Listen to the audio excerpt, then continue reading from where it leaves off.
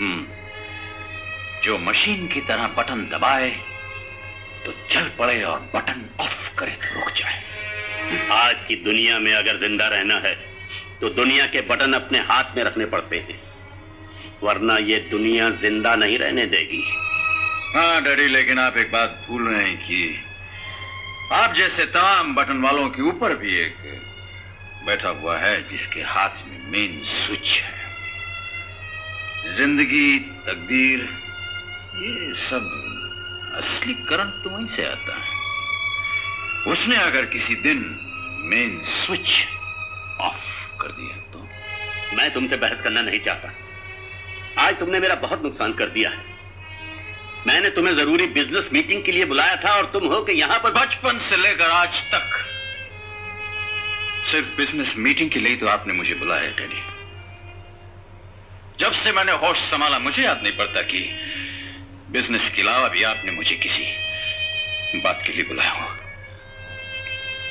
बुलाया आपने? तुमने होश संभाला ही कब था? एक लेबल की तरह शराब की बोतल से जो चिपके तो आज तक अलग न हो सके। तुमने जिंदगी में शराब पीने और हंसने के अलावा और किया ही क्या है?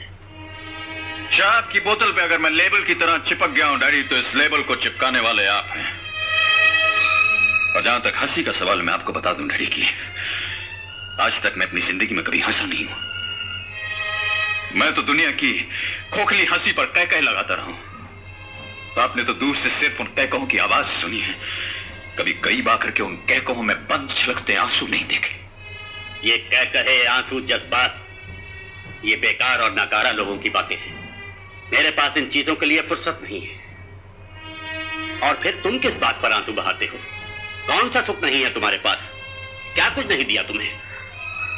हाँ डैडी, आपने मुझे वो सब दिया जिसे बाजार से खरीद के घर में सजाया जा सकता है, मगर वो सुख कभी नहीं दिया जिसे एक दिल में सजाया जा सके।